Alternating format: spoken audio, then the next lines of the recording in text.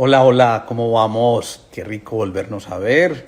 Hoy lunes, felices, contentos, con ganas de compartir otro momento con ustedes en esto que hemos encontrado aquí como una herramienta maravillosa para conectarnos, para compartir, para contarnos historias, para ir revelando tantísimas cosas maravillosas que nos ocurren en nuestro día a día. Y pues bueno, qué rico que estemos por acá todos juntos, qué rico que estemos pudiendo compartir. Déjenme yo cuadro esto un poquitico aquí que me está quedando como extraña esta imagen. Ahora sí. Bueno, entonces un saludo, como siempre, súper especial para todos.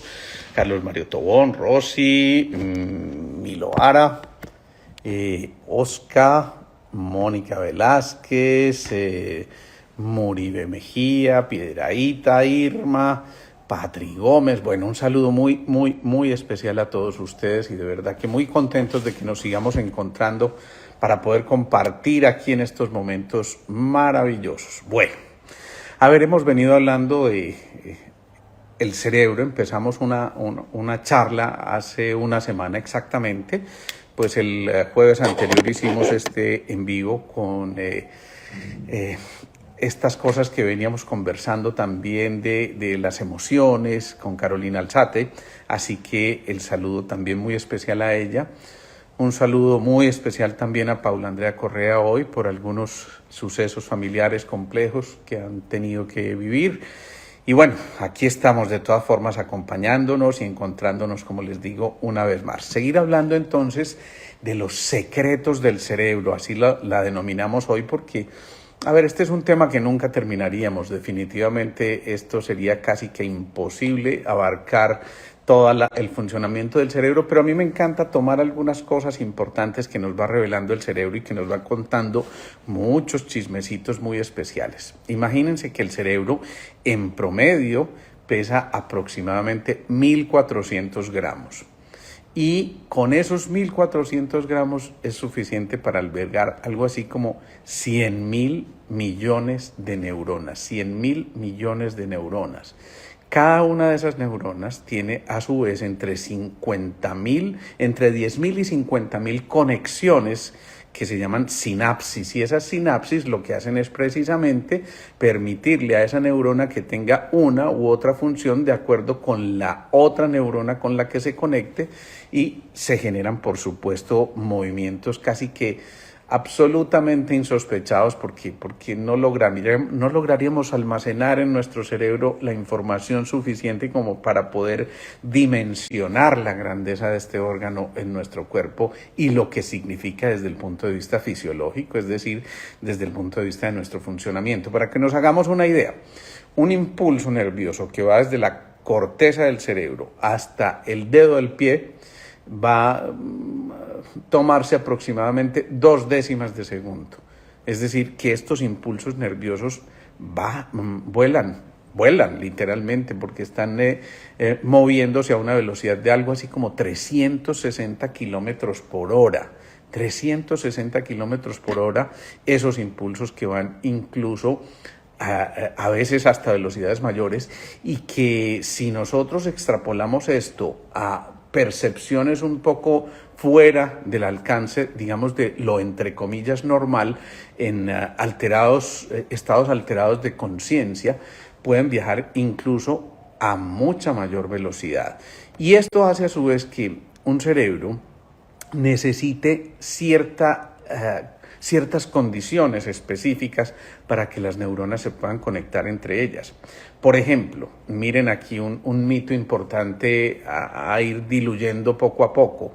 El cerebro humano en condiciones normales tiene aproximadamente 30 gramos de colesterol, ojo, siendo normal esa presencia de colesterol en el cerebro. Por eso tenemos riesgos muy importantes cuando, por ejemplo, tratamos con derivados de las estatinas, lovatstatinas, atorvastatinas, simvastatinas, rosuvastatinas, algunos tipos de colesterol que realmente no ameritan hacerlo. No todo el colesterol es malo, no significa que el colesterol, cuando lo detectemos una cifra mínimamente alta, tengamos que combatirlo porque esto empieza realmente a alterar también nuestra función cerebral. No solamente se dosifica o se modula la respuesta del colesterol a nivel periférico, sino también en el nivel central, y de allí que últimamente se viene haciendo correlaciones entre algunos tipos de demencias seniles o incluso algunos tipos de Alzheimer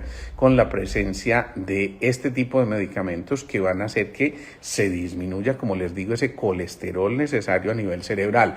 Así que es muy importante que realmente cuando tengan que tomar este tipo de medicamentos lo consulten claramente con su médico, tengan una idea clara de los riesgos y beneficios, porque hay muchas otras maneras de combatir el colesterol que llamamos malo, las LDL, por ejemplo, que tampoco pueden leerse de manera aislada, sino asociado con otro tipo de cifras, pero hay muchísimos tipos de maneras de tratarlo de forma natural sin que tengamos que entrar en este tipo de medicamentos, como les decía, y eso asociado, por ejemplo, a buenas prácticas de ejercicio, una alimentación adecuada, pues va a permitir seguramente que logremos el cometido sin que tengamos que recurrir, insisto, a algunas de estos medicamentos que van a poder ser tóxicos, no solamente realmente a nivel cerebral, sino a muchos otros niveles.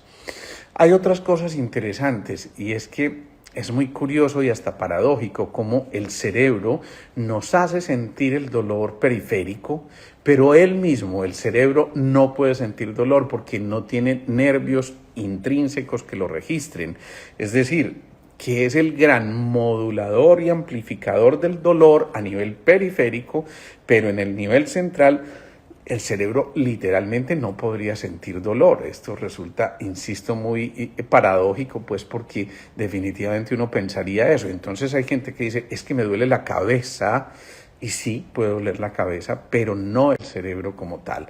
Generalmente esto está asociado a otro tipo de cosas y frecuentemente esto nos lleva a que haya cierto tipo de confusiones.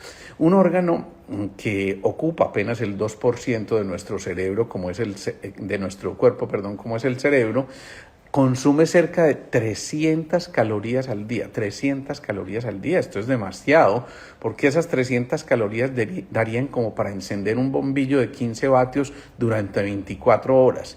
Es decir, que el consumo real de energía en nuestro cuerpo es bastante grande, cerca del 20% del oxígeno, ya lo dijimos en la charla anterior, y entonces imagínense si es importante o no. A su vez, el cerebro a nivel periférico, porque los nervios a nivel periférico son extensión del cerebro como tal, y esa extensión de los nervios periféricos va a ocupar algo así como 150.000 kilómetros de nervios. Esta es una cifra inimaginable. Uno pensar que tengamos en nuestro cuerpo 150.000 kilómetros de nervios. Yo es que definitivamente no termino de sorprenderme. Me parece absolutamente impresionante que esto pueda ocurrir.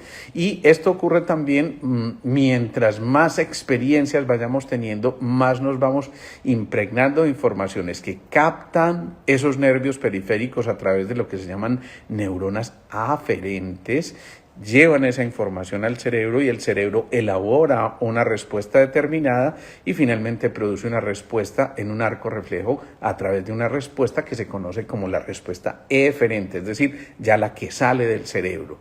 Mientras más experiencias vayamos viviendo en nuestra vida, ojo, más funciones cognitivas va a haber. Hemos visto por estos días una cosa muy significativa y que les llamó mucho la atención, porque muchas de las personas, sobre todo de la tercera edad, que han estado confinadas durante tanto tiempo y con la imposibilidad de interactuar con otras personas por el temor a ser contagiados, van perdiendo esa capacidad de socializar, de estar celebrando conversaciones empáticas con otras personas, de por supuesto poner la mente a razonar, y esto hace que los disparos que hemos tenido del deterioro cerebral en estas personas sea realmente casi que no podemos ver la dimensión que esto está generando, y esto es terrible realmente. Por eso es muy importante que estas personas que por alguna circunstancia tengan que estar confinadas o aisladas estén siempre en contacto de alguna otra manera y ponerles a activar otros aspectos u otras zonas de su cerebro para que estén dinamizando continuamente estas conexiones. Si ellas pierden la conexión, ojo, con sus seres queridos, estas personas, si pierden la capacidad de socializar con estas personas, las neuronas hacen exactamente lo mismo. Es decir, las neuronas están siendo como espejos de eso que estamos haciendo allá afuera, y por eso es tan importante, porque esas neuronas que dejan de conectarse empiezan a deteriorar determinadas funciones y empiezan, pues por supuesto, los olvidos de la memoria reciente, digámoslo inicialmente, y después a veces puede afectar la memoria a largo plazo, cosa que es todavía mucho más compleja. Pero además de eso, empieza esto a asociarse generalmente con cuadros depresivos, porque el ser humano por naturaleza es sociable. Así que una depresión asociada además al deterioro físico y mental va a ser verdaderamente catastrófica en este tipo de pacientes. De allí la importancia entonces de que pongamos la tecnología al servicio de ellos también. Ellos pueden conectarse a través de una videollamada, pueden conectarse a través de muchas cosas, pero además de eso, como no pueden estar socializando, pues que hagan algún tipo de actividad, ojalá muy variada durante el día, que estén cambiando completamente sus rutinas, sus dinámicas, que sea casi un propósito claro de los hijos estar pendientes de sus papás en este sentido, o de los seres queridos ya de edad que tienen este tipo de dificultades. Insisto, mientras más ejercitemos ese cerebro, menos posibilidades hay del deterioro. Existe una herramienta muy importante que se ha venido utilizando en los últimos años, que es la tomografía por emisión de positrones, que es capaz de mostrar las áreas activas del cerebro en un momento determinado. Es decir, que mientras te están haciendo un estímulo determinado, inmediatamente van viendo en una pantalla exactamente qué zona del cerebro se está activando en ese momento. Esto es fantástico. Esto hubiera sido impensable hace 20 años. Esto yo creo que no cabía en la mente de nadie, pero por eso y gracias a eso hemos logrado determinar qué áreas del cerebro están en relación con otras específicamente y con ciertas funciones específicas también. Además existen aparatos muy modernos, por ejemplo la medición ultrasónica a través del ojo, que puede determinar la presión intracraneana que pueda haber en un momento determinado, y esa presión intracraneana se puede haber alterado por un trauma o por una tumoración o por una masa que se está expandiendo o por cosas como estas. Y entonces antes teníamos que utilizar cosas demasiado invasivas, ahora por fortuna cada vez tienen que ser menos invasivas, y esto es como una especie de aditamento que se coloca a nivel del ojo, hace relativa presión y se fija cómo está la presión a través de esa zona específicamente de nuestra cabeza. Entonces, de esta forma también hemos logrado identificar que a través de esa tomografía por emisión de positrones nos hemos encontrado que el cerebro va formando continuamente nuevas redes, y que esta célula ahora está conectada con esta a través de esta sinapsis o conexión, pero mañana puede estarse conectando con aquella y generando lo que se llama la plasticidad cerebral. Esa es una función fundamentalísima, porque nos dimos cuenta de que cada una de estas células también podía estar cambiando funciones, y a pesar de que, de acuerdo con el área del cerebro que esté ocupando, tiene una, llamémoslo así, especialización, aún así es capaz de desarrollar las funciones de otras neuronas en otra zona completamente distinta del cerebro, y esto implica entonces que las posibilidades realmente son infinitas. Si estamos activando continuamente esas zonas y estamos creando nuevas tareas, estamos dinamizando, estamos haciendo ejercicio físico, estamos leyendo, estamos discutiendo sobre un tema, estamos hablando de la actualidad nacional, estamos hablando de ejercicios de manualidades que implican también activar áreas motoras, estamos contemplando luces diferentes y colores diferentes que están estimulando también zonas específicas en nuestro cuerpo y generando tonos emocionales distintos. Todos estos estímulos van a hacer que se generen nuevas redes neuronales y que entonces ocurran cosas como esta. Miren, hicieron una experiencia con algunos taxistas en Londres y se encontraron que estos taxistas tenían mucho más desarrollada la zona del hipocampo que el resto de la población general. Recuerden que el hipocampo es una estructura del cerebro donde se localiza gran parte de la memoria. Es decir, posiblemente por la acción que ellos tienen que hacer de estar descifrando nuevas direcciones y guardando esquemas para llegar más rápidamente, algo así como un Waze interior a nivel cerebral, estos personajes hacían que se desarrollara mucho más esa zona del cerebro. Es decir, que la función es la que hace que un cerebro se desarrolle más o menos que otro. Y con eso, entonces, existen muchos mitos, pero sí también hay muchas realidades. Por ejemplo, entonces, que si se pierde ese contacto entre las neuronas, se van a morir y definitivamente vamos a encontrar que se va a perder esa capacidad de que estemos en continuo cambio. Ya lo hemos dicho muchas veces, la vida es movimiento y el cerebro sí que es cierto que es movimiento. Cuando el cerebro está activo, realmente ese otro mito de que solamente usamos el 10% de nuestro cerebro, eso ya ha pasado a un segundo plano. En realidad lo usamos todo, la cosa es que no lo usamos simultáneamente. Es posible que de manera simultánea sí estemos utilizando apenas una porción como esas de nuestro cerebro, pero en general siempre estamos utilizando todo nuestro cerebro y de ello depende que gran parte de las habilidades que vamos desarrollando estén allí presentes y podamos entonces conectarnos con muchas otras funciones que en un principio no estaban determinadas para esto.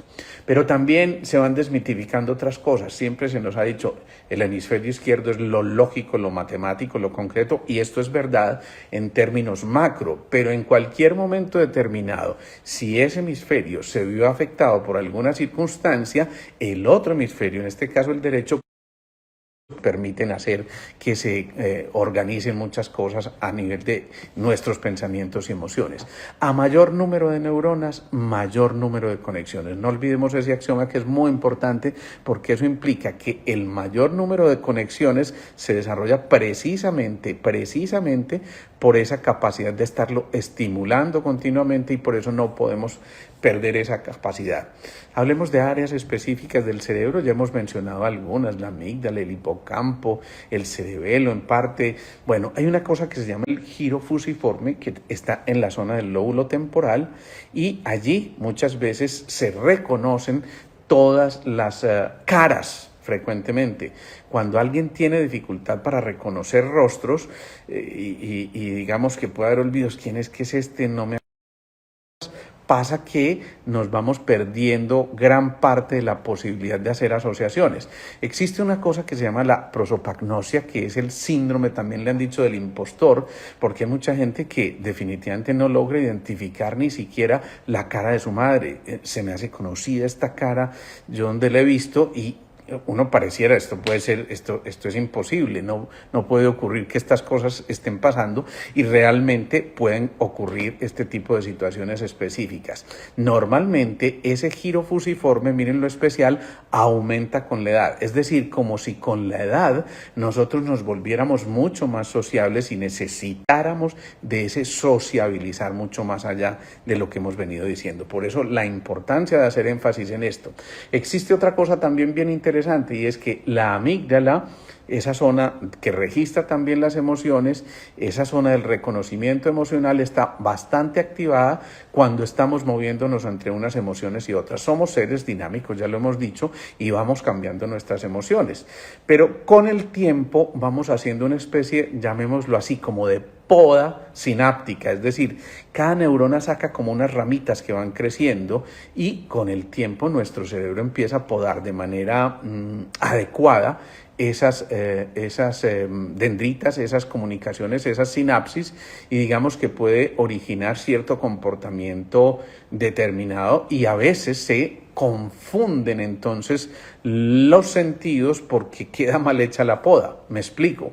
Alguien puede decir que el número 9 tiene un color bonito y fíjense, no, pero ¿y qué tiene que ver un número con un color?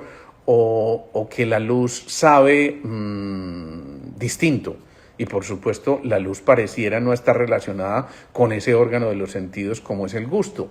Este tipo de confusiones generalmente pasan precisamente porque ese giro fusiforme que estábamos diciendo se altera también y entonces puede llevar a cosas también muy significativas. Existe otra cosa, esto se le conoce también como la sinestesia, que es mezclar diferentes sentidos y, por ejemplo, ver el color de una nota musical o esto sería pues tal vez muy propicio para los poetas porque podrían decirnos a qué sabe la luz y van generando una serie de metáforas que pueden ser importantes, pero en el hipocampo entonces no se empiezan a generar nuevos aprendizajes si se interrumpen o si se alteran este tipo de conexiones y empezamos a perder gran parte de nuestra capacidad de registrar informaciones. Miren, el cerebro tiene algo así como 160.000 kilómetros de fibras. Esto sería darle 4 veces la circunferencia a la Tierra. Esto es absolutamente escandaloso. Un solo cerebro tiene 160.000 kilómetros de fibras que se especializan específicamente, y valga la redundancia, en determinadas funciones y que le permiten entonces separar lóbulos a nivel cerebral para especificar respuestas también determinadas frente a un estímulo periférico. Tenemos algo así como 10.000 sinapsis por neurona y entonces esto implica que en una cantidad de neuronas que cabrían aproximadamente en 1 gramo, imagínense 1 gramo de sal, hay cerca de 100 terabytes de información. Esto es absolutamente escandaloso. Es que si nosotros tenemos unas memorias para guardar lo que tenemos en nuestros computadores y normalmente utilizamos una de 2 terabytes y es ya demasiado, imagínense 100 terabytes en un solo gramito de ese tejido neuronal. Esto equivaldría a algo así como a 25.000 películas de alta resolución grabadas en ese porcentaje tan mínimo de nuestro cerebro. Entonces, extrapolemos esto y tratemos de imaginar la capacidad que tenemos en nuestro cerebro. En una 100 milésima de esta porción del gramito de sal equivaldría a tener algo así como 80 dendritas, es decir, esas comunicaciones que decíamos de la célula, y cada una a su vez con 600 conexiones. O sea, yo les menciono esto es para que tratemos de dimensionar. Cada neurona tiene a su vez como una especie de maquinaria molecular diferente según su función. Cada neurona de las 100.000 millones de neuronas entonces tiene especializaciones absolutamente típicas y necesarias, y por eso hay neuronas sensibles a la luz. Por ejemplo, las neuronas pueden enredarse o captarse a través de algunas proteínas que se depositan en el cerebro cuando empieza a haber algunos tipos de enfermedades degenerativas, tipo Alzheimer, tipo Parkinson, y esto hace que a veces se pierda la especificidad por la capacidad de activar fotones, o sea, luces, realmente electrones en nuestro cerebro, que a su vez conectarían con una sustancia que se llama la dopamina. La dopamina, lo hemos dicho, es la molécula de la excitación, del placer, de las ganas, del entusiasmo, y esa a su vez deja de conectarse con otra zona del cerebro que se llama la sustancia nigra, en el cerebelo más concretamente, y por eso muchas de estas alteraciones que ocurren a nivel parkinsonoide tienen que ver simplemente con el deterioro para poder permitir el paso de la luz a través de nuestro cerebro. Pero paradójicamente, si uno mirara un cerebro, se ve un poco más oscuro porque el depósito de grasa no permite que el, llamémoslo así, exceso de la luz enceguezca las funciones. Ese cerebro tiene una capacidad fundamental de hacer síntesis. Les voy a contar una historia, y esto nuevamente con el permiso de esta paciente. Es una colega muy especial que además eligió, y eso me llamó poderosísimamente la atención, ser oftalmóloga. Pero les voy a contar chismecitos. Esta mujer desarrolló algo que se llama un síndrome antifosfolípidos, y ese síndrome antifosfolípidos es una alteración del sistema inmune que hace que muchas de las pacientes tengan problemas de abortos habituales, porque se empiezan a desarrollar unas especies de hipercoagulaciones, empiezan a trastornar la coagulación. Esto puede llevar a cosas muy complejas, pero además de esto, imagínense, es muy importante porque esta mujer ha desarrollado en varias ocasiones isquemias cerebrales transitorias. Claro, se pegan un poquitico más esas células, forman especies de microtrombos y no permiten entonces que el oxígeno circule libremente al cerebro. Yo le decía a ella que ella es un milagrito y que tiene que estar ahí por muchas causas, ¿no? Además, como si fuera poco, tiene un aneurisma ventricular, es decir, una dilatación del ventrículo derecho. Se le formaron además 3 osteomas, o sea, salieron algo así como formaciones óseas a nivel de la frente, y esto tiene un significado, el que sea a nivel de la frente lo vamos a ver, pero además de eso tiene compromiso a nivel hepático que tiene que ver con el síndrome que ya mencionábamos. Es un poquito miedosa, por supuesto. ¿Qué más tiene? Increíble, un problema de Sjögren, que sequedad de mucosas, pero además le afectó también los conductos drenadores de lágrimas en los ojos, y además de eso, como si fuera poco, ya ha sido operada de cataratas y de creo que es uveitis a nivel de sus ojos. Ella, como oftalmóloga, pues imagínense la cosa. Viene una raíz mucho más anterior, y es que hay un papá alcohólico en esa historia con quien tuvo dificultades para comunicarse. Su mamá ya murió también, y justo a partir de la muerte de su madre ella trata de acercarse a ese padre por quien sentía un resentimiento muy grande, precisamente seguramente por las experiencias vividas. Si nos ponemos a fijarnos, ha afectado primero, riñón, que está golpeado tanto por el pulmón que lo nutre como por el vaso que representa la tierra que absorbe el agua. El pulmón, el metal, nutre al agua, y la tierra absorbe al agua. O sea, está afectado por todos los dos lados. Luego, si el riñón está afectado, no va a poder nutrir adecuadamente el hígado. El agua no va a regar la madera, como lo hemos dicho. Y, por supuesto, hace que si se baja esa agua, se aumente el fuego. Es decir, tiene todos los elementos afectados, además de que es una estudiosa asidua a muchísimos temas. Sabe el eneagrama, ha estudiado sintergética, ha estudiado iridología, ha estudiado, yo no sé cuántas disciplinas más, y es una asidua estudiosa, pero entusiasta además, que a mí me parece absolutamente fundamental. Pero cuando uno ve esto y dice, bueno, entonces ¿a quién recurro yo? Porque si el pulmón no tiene cómo nutrir al riñón, pues vámonos para el páncreas, pero el páncreas ha manejado muchas obsesiones. Por cierto, tiene una alteración importante a nivel del dedito gordo del pie, que es donde arranca el meridiano del vaso, que a su vez es el que maneja las obsesiones. O sea que tampoco pegarnos del vaso, ni modo del fuego porque está alterado, y ni modo tampoco de quien le antecede, que es la madera. O sea que por ningún lado tendríamos por dónde fijarnos con esto. Cuando esas cosas ocurren, significa que tenemos que recurrir a la síntesis, y por eso a mí me llama poderosamente la atención que ella desarrolle, ojo, esos osteomas como si tuviera que integrar en el sexto centro. Recordemos que el sexto centro es el gran centro integrador, el gran centro que resume todas las informaciones, y por eso nada raro que se está formando el osteoma, y está diciendo, mire, se me formó este pedazo de hueso aquí, pero específicamente porque mi energía ancestral estaba muy bajita, y como no tenía dónde pegarme, tengo que integrar todo esto que he estudiado durante tantísimo tiempo, además con esa capacidad de resiliencia extraordinaria, maravillosa que es de esta colega. Pero además de eso, vuelvo y les insisto, me llama poderosamente la atención que sea oftalmóloga, porque yo creo que finalmente ella tenía que ver ese instrumento más allá de los ojos que está viendo, y empezar a desarrollar la visión interior que le permite conectarse con ese ojo de Horus,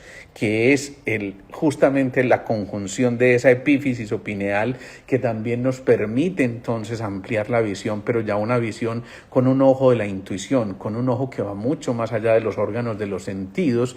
Y entonces, insisto, me llama poderosamente la atención, porque yo creo que a veces uno elige las profesiones para enterarse de cómo sigue su propia historia, y de cómo a través de esa profesión estamos tratando de rescatar lo que nos está faltando interiormente. Cuando ella empieza a integrar toda esta información, y cuando ella despierte ese ojo de Horus en la pineal, que por cierto le puse esa tarea a que revisara en nuestro canal de YouTube, esa charla que hicimos tan especial sobre la pineal, para que entienda la importancia de despertar el otro ojo, el ojo de la intuición, el ojo que aclara internamente tantas cosas, porque si no, Todas estas cosas que están ocurriendo es simplemente porque no se han podido integrar, y entonces mientras ella esté en esa va a seguir tratando seguramente un síntoma como tal, y se va a pensar que probablemente era el hígado el que estaba afectado por su síndrome antifosfolípidos y todo lo demás, pero realmente el hígado estaba siendo órgano de choque, es decir,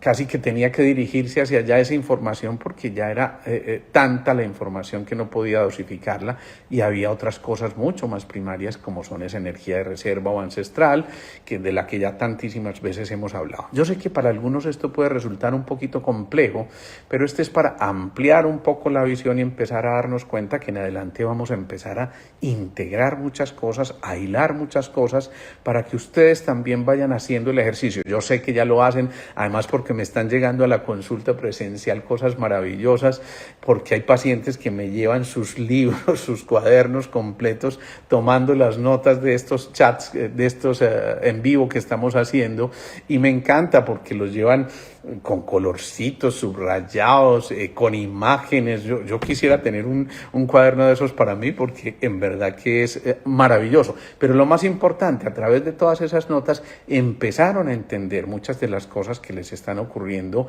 a nivel físico y desde hace mucho tiempo, y empezaron a descifrar su propia historia para poder encontrar que verdaderamente esa historia, esa de las 1001 noches, valía la pena vivirla, y que todas esas experiencias estaban aportando para generar la claridad que tenemos que tratar de dilucidar, y de esa manera entonces llegar a conclusiones muchísimo más claras y ser evidentemente mucho más conocedores de nuestro propio cuerpo en el desarrollo de nuestra conciencia. Bueno, hoy me estaba emocionando demasiado, me fui extendiendo un poco más. Yo pienso que no nos va a quedar hoy, por respeto a su tiempo, el espacio para la meditación, así que me despido saludando muy especialmente Laura Cardona, un abrazo. Oscar, Fanny, Estela Cortés, un abrazo para ti, también Marta Daza, Mile, Mónica Montoya, Leti Alda, Margarita, Kelly Ruiz, un abrazo, Catalina Osorio, Nancy Ureta, Claudia, Ruti Rivera, Clave 2002, Vale. Bueno, un saludo de verdad muy especial para todos ustedes. Síganme ayudando a que esto siga llegando a mucha gente. Un abrazo, muchas gracias por este espacio, nos dice Vale, el abrazo es para ti también. Sonia Bacar, Laura Cardona, ya te dije, un abrazo grandote. Gloria Eugenia Rivera, Marisela, Daisy Patricia, Paula Andrea Londoño, qué rico verte por aquí, Paula Andrea, qué maravilla. Amparo Echeverry, Leti Alda, Miriam, Maris. Bueno, yo quisiera saludarlos a todos ustedes, pero no terminaríamos. Estamos creciendo mucho en estas redes, pero más allá de crecer en las redes es crecer la conciencia. Recuerden que cuando crecemos también a través de estas redes, nuestras conexiones también están incrementándose, y no solo a nivel individual, sino que estamos permitiendo que esa capacidad de socializar, como lo decíamos al principio, se vaya extendiendo. Así que sigámoslo compartiendo. Recuerden que esto queda en el Instagram TV. Es bueno repasar algunas cosas. A veces cuando nos sentimos en determinadas circunstancias, yo les aconsejo repasar mucho esa parte de los arquetipos, que fue muy bella que hicimos, y definitivamente yo creo que lo de los 12 portales del alma también fue muy bello. Los invito a que vayan repasando y a que compartan, y a que de nuevo consulten por allí en el canal de YouTube, porque está para ustedes, y son ustedes los que lo han creado, son ustedes los que hicieron que esto se diera. Chao, chao, nos vemos el próximo jueves, 6:30 de la tarde. Abrazo gigante para todos.